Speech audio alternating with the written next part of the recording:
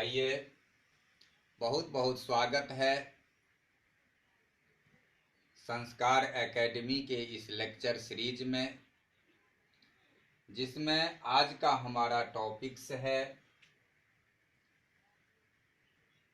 +2 के अंतर्गत फिजिक्स से पहला चैप्टर इलेक्ट्रोस्टैटिक्स चल रहा है, स्थिर वैद्युतिकी, जिसमें हम आज देखेंगे विद्युत क्षेत्र, इलेक्ट्रिक फील्ड। हम इस तरह से इस अध्ययन को जारी करेंगे कि हम हिंदी से उत्तरोत्तर अंग्रेजी की ओर बढ़ते हुए चले जाएंगे, जिससे कि एक समस्या जो होती है हिंदी वालों को अंग्रेजी समझ में, वह धीरे धीरे ऐसे दूर हो जाएगी और हम समझ भी नहीं पाएंगे कि कैसे हम हिंदी से अंग्रेजी की ओर टर्न अप हो गए हैं।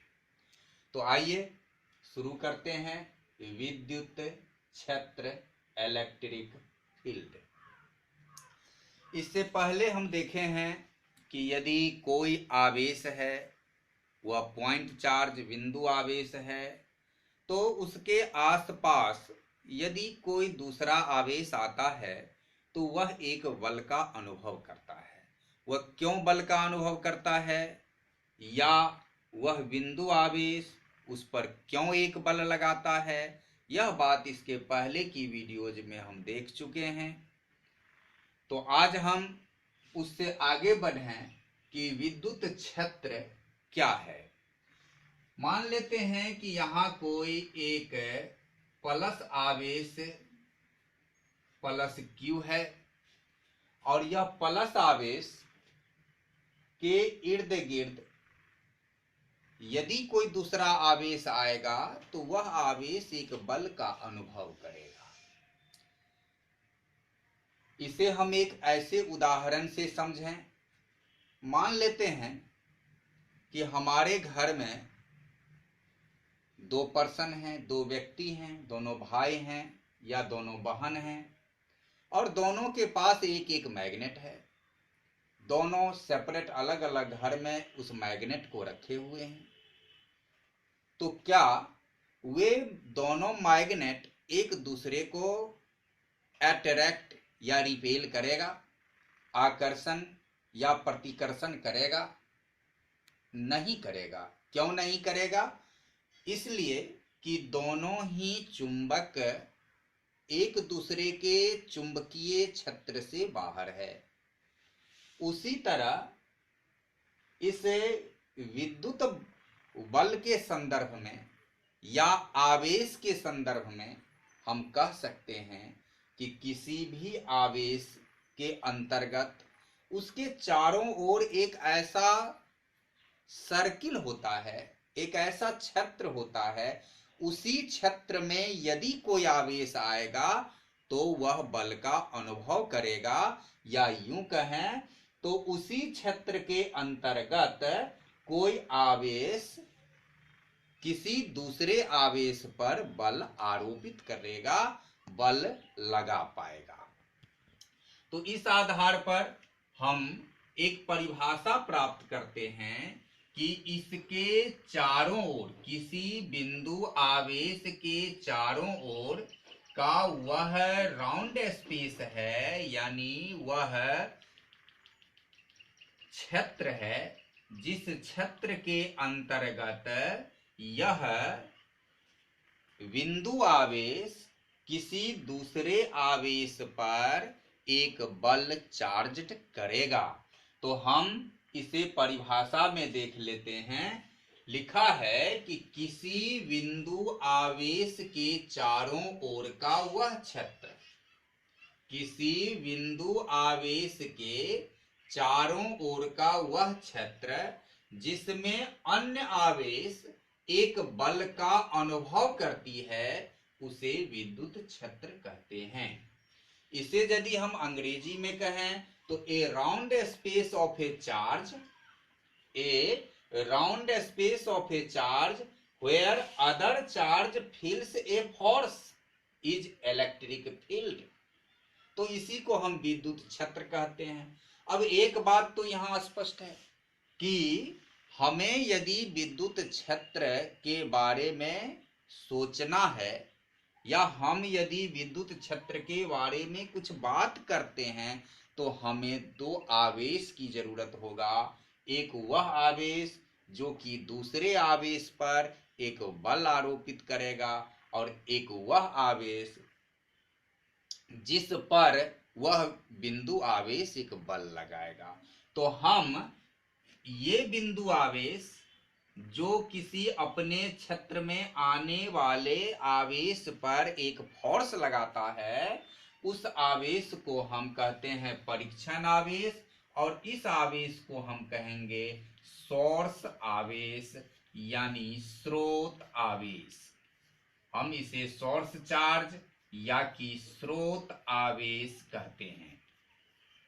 और इस विद्युत क्षेत्र में विद्युत क्षेत्र की तीव्रता या ऐसे ही कुछ और चीजों का अध्ययन के लिए हम जो भी आवेश लेकर आते हैं उस आवेश को हम कहते हैं टेस्ट चार्ज यानी परीक्षण आवेश।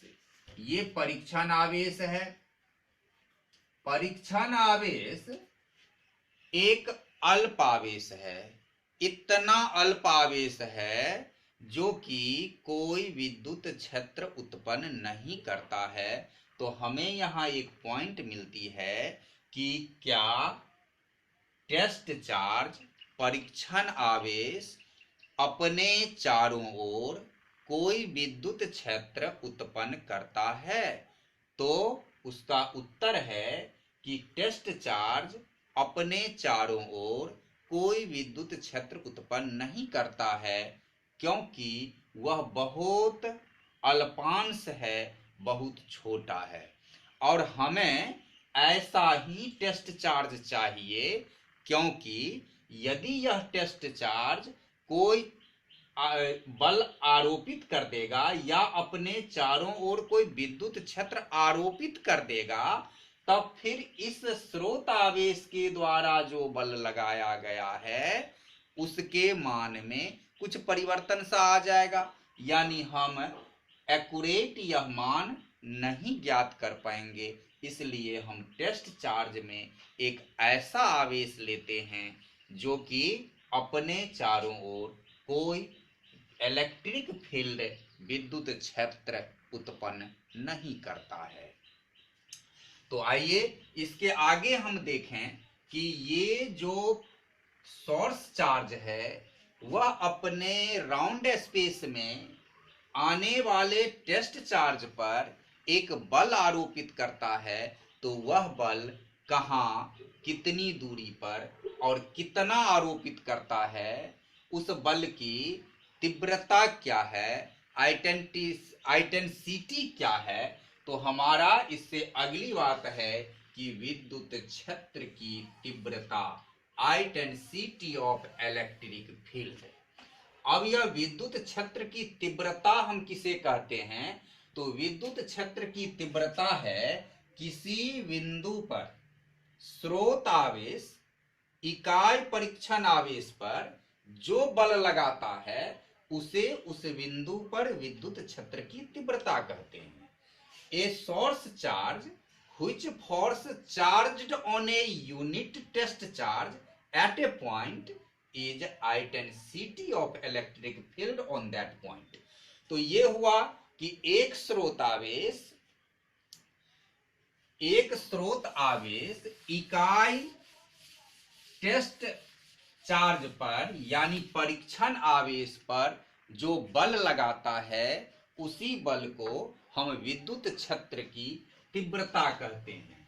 तो हम यहाँ मान लेते हैं कि यहाँ कोई प्लस Q एक आवेश है और इसके विद्युत क्षेत्र में यहाँ पर एक परीक्षण आवेश Q0 रखा हुआ है और यह सोर्स आवेश इस परीक्षण आवेश Q0 पर एक बल लगाता है, वह बल F है।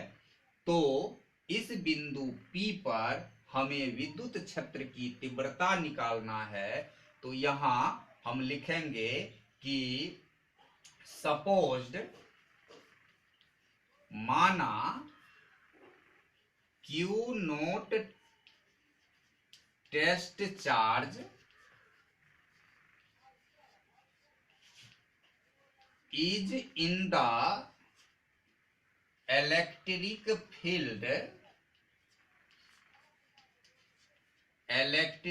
Field of source charge plus Q and plus Q charged on Q naught a force F. तो अब हम देखते हैं कि ये एक स्रोत आवेश है प्लस क्यू, और यह क्यू नोट एक टेस्ट आवेश है, टेस्ट चार्ज है, परीक्षण आवेश है।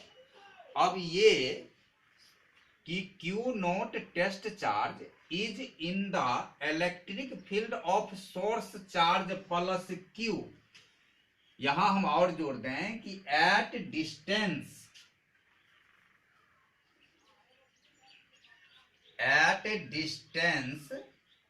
आर, यदि यह दोनों एक दूसरे से आर दूरी पर रखी है। तो माना कि क्यू नोट परीक्षण आवेश स्रोत आवेश क्यू नोट प्लस क्यू, स्रोत आवेश प्लस क्यू के विद्युत क्षेत्र में रखा है एट डिस्टेंस आर, आर दूरी पर, and plus Q charge on Q naught a force, ये प्लस क्यू ये चार्ज करता है, आरोपित करता है एक बल को, and plus Q charge on Q naught a force F, इस क्यू नोट पर एक बल एफ लगाता है। तो अब देखो, जैसा कि हम देखते हैं कि किसी बिंदु पर स्रोत आवेश इकाई परीक्षण आवेश पर, यहां परीक्षण आवेश कितना है क्यू नोट, अब हमें इस क्यू नोट पर कितना बल लगा है, एफ लगा है। तो क्यू नोट पर इसके द्वारा चार्ज किया गया जो फोर्स है वह फोर्स एफ है। तो हमें निकालना है कि परीक्षण आवेश, इकाई परीक्षण आवेश पर कितना बल लगेगा। तो जैसे कि हम जानते हैं कि यदि 10 कलम का कीमत यदि 50 रुपया है, तो एक कलम का कीमत क्या होगा, 50/10 होगा। यह हम एकी के नियम से जानते हैं। तो उसी तरह यहां चूंकि क्यू नोट टेस्ट आवेश है और क्यू नोट पर एफ बल लगा है, तो एक पर कितना लगेगा, तो एफ बाई क्यू नोट होगा। तो इस तरीके से हुआ कि विद्युत क्षेत्र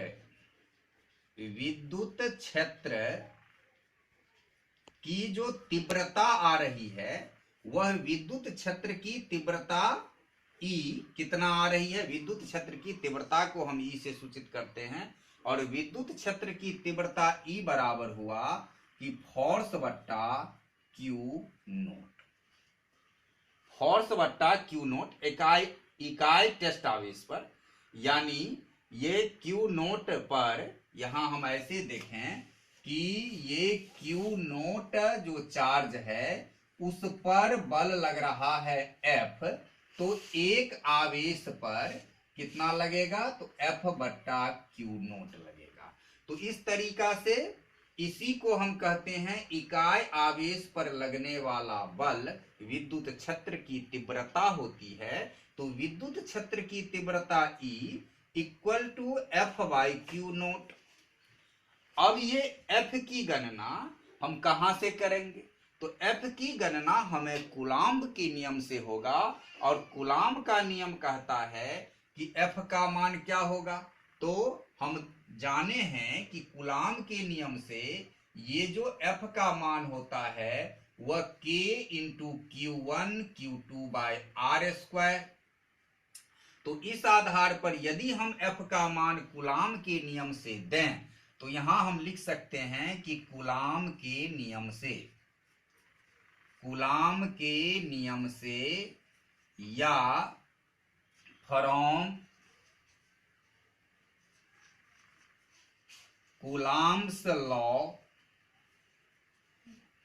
E equal to K into, अब यहां Q1 इंटू Q2, तो यहां प्लस Q है और Q नोट है, तो हम इसे लिखेंगे Q into Q naught by R square और इसका अपॉन हुआ Q नोट।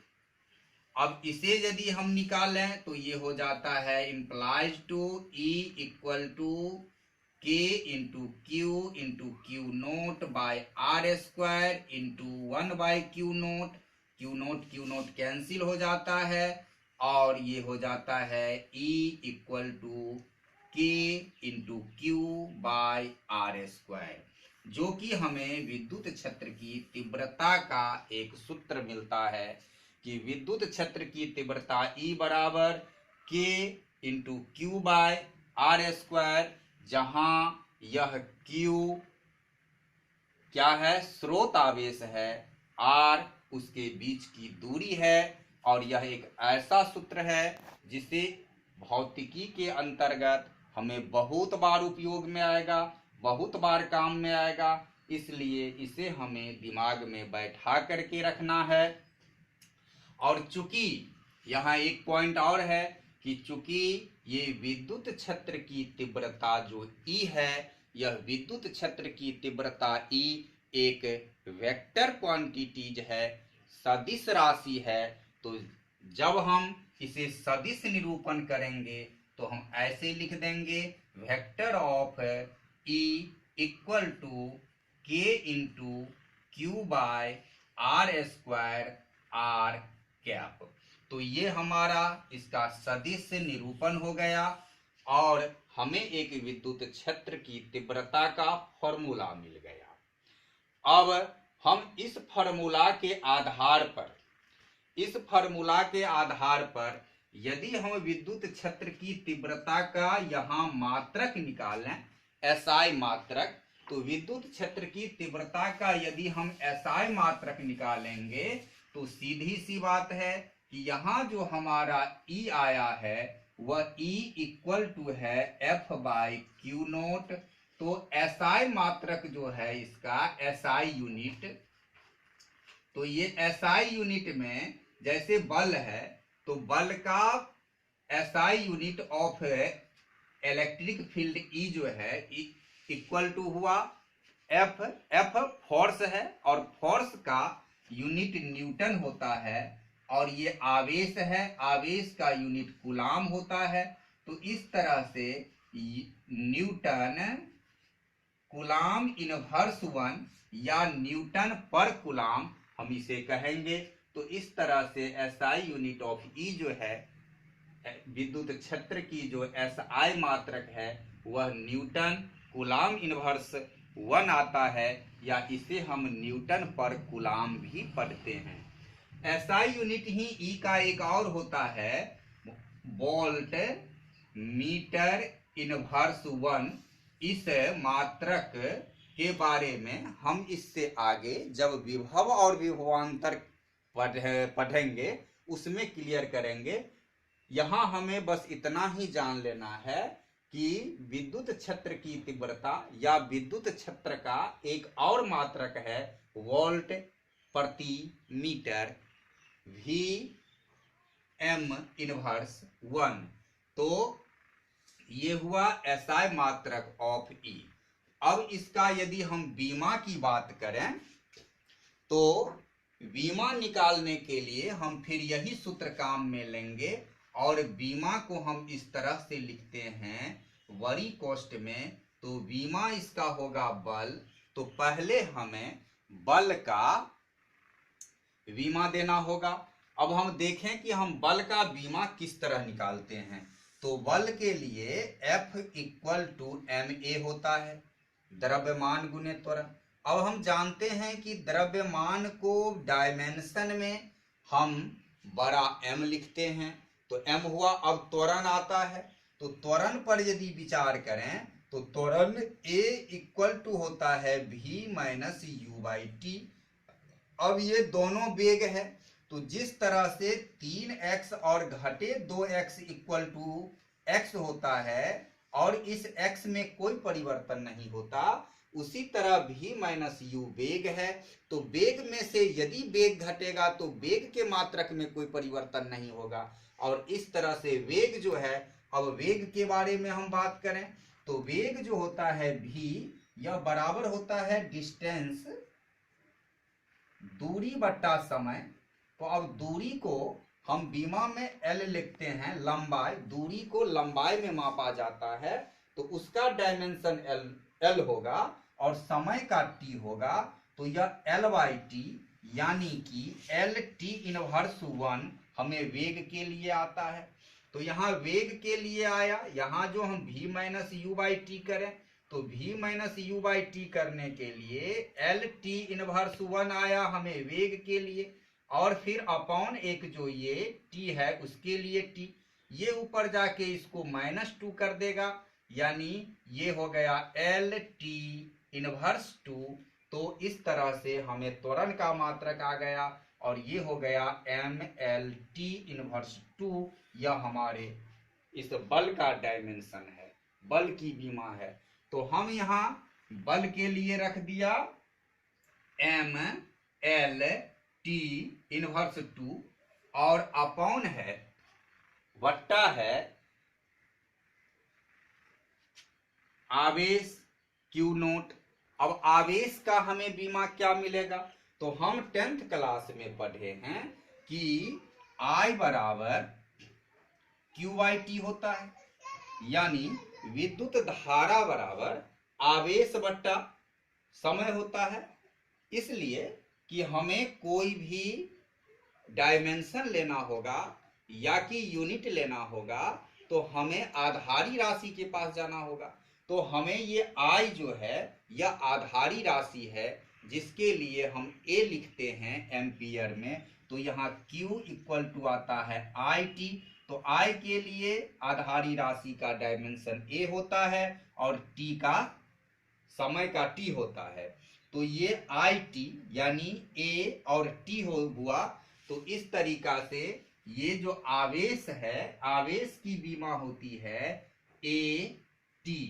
तो इस तरीका से ये इक्वल टू हो गया, फिर ये T यदि ऊपर जा रहा है तो ये -Q हो जाएगा, एम एल टी इनवर्स 3 और फिर ये A इनवर्स 1। ये हमारी बीमा है विद्युत क्षेत्र का या विद्युत क्षेत्र की तीव्रता का। तो इतना हम विद्युत क्षेत्र की तीव्रता का बीमा देखा, इकाई देखा, यूनिट या DSI मात्रक देखा, और फिर हम इसके लिए एक फार्मूला को निकाला कि E बराबर K into Q by R square. हमने विद्युत क्षेत्र की परिभाषा देखा, विद्युत क्षेत्र की तीव्रता देखा। अब इस फार्मूला के आधार पर हम इधर का कुछ मिटाते हैं, इसे स्क्रीनशॉट लेना हो तो ले लो। फिर हम उस पर कुछ चर्चा करेंगे कि इस फार्मूला के आधार पर हम विद्युत क्षेत्र की तीव्रता के बारे में या विद्युत क्षेत्र के बारे में क्या कुछ आकलन कर सकते हैं।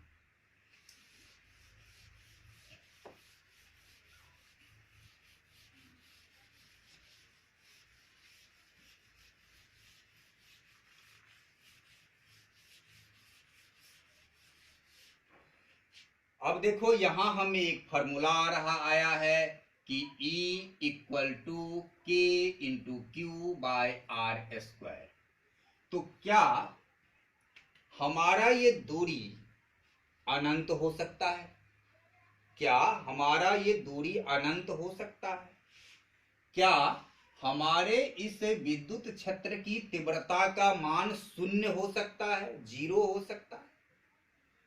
तो हम देखते हैं कि विद्युत क्षेत्र की तीव्रता का जो सूत्र आया है वह अपॉन है आर स्क्वायर। इसका मतलब हुआ कि विद्युत क्षेत्र की तीव्रता दूरी के व्युत्क्रमानुपाती है, यानी दूरी जितना बढ़ेगा विद्युत क्षेत्र की तीव्रता उतना घटेगा, क्योंकि ये R हमारे हर में है और अंश परिवर्तन नहीं हो और हर में वृद्धि हो तो उसका मान कमता है। तो जितना दूरी बढ़ेगा उतना हमारे विद्युत क्षेत्र की तीव्रता कमेगा।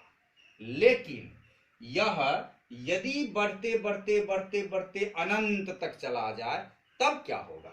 तो अनंत तक यदि चला जाएगा तो हमारे E का मान हो जाएगा K इंटू क्यू बाय अनंत, और उस स्थिति में ये हो जाएगा 0, यानी तब हमारा ये विद्युत क्षेत्र की तीव्रता ये 0 नहीं होगा।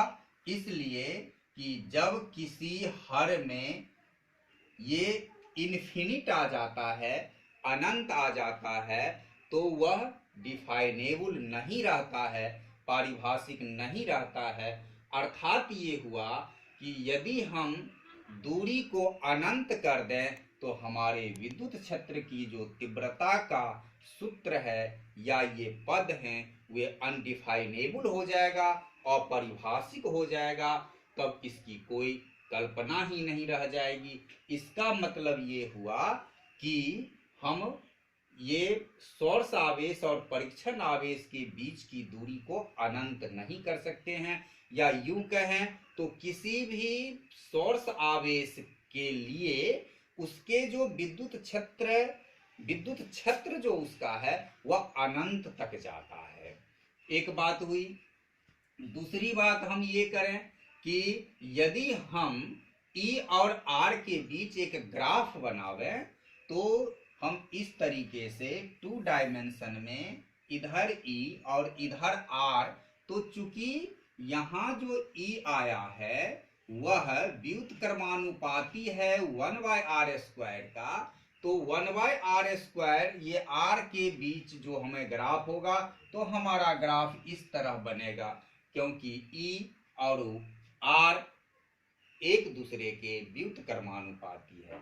लेकिन यदि यह ग्राफ हम इस तरह बनावें E और 1/r² के बीच, तब हमारा ग्राफ कुछ इस तरह हो जाएगा, क्योंकि यह E व्युत्क्रमानुपाती है R का, लेकिन 1/r² का तो समानुपाती है, और समानुपाती का ग्राफ ऐसे सरल रेखा में होता है।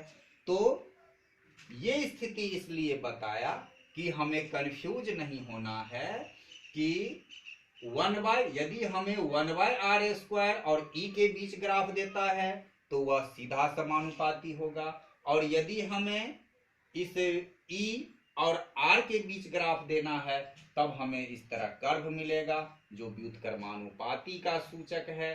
तो इस तरह से आज हमने इस इलेक्ट्रोस्टैटिक्स के अंतर्गत जो इलेक्ट्रिक फील्ड था उसे हिंदी और अंग्रेजी मिक्सिंग करके हमने बताने का प्रयास किया। इसके आगे के वीडियोज में हम विद्युत क्षेत्र रेखा के बारे में देखेंगे, क्षेत्र रेखा का गुण देखेंगे, क्षेत्र रेखा ड्रॉ करना देखेंगे। तब तक के लिए आज बस इतना ही। यदि यह वीडियो पसंद आया हो तो इसे लाइक जरूर कर देना। यदि चैनल पर पहली बार आए हो तो इसे सब्सक्राइब जरूर कर देना, और यदि कहीं कुछ और समझने में कठिनाई हो या अस्पष्टता हो गई हो तो अपने कमेंट सेक्शन में सुझाव जरूर देना, जिससे कि एक नई ऊर्जा के साथ फिर अगली वीडियो बनाया जा सके। तब तक के लिए इसे देखने हेतु बहुत बहुत धन्यवाद।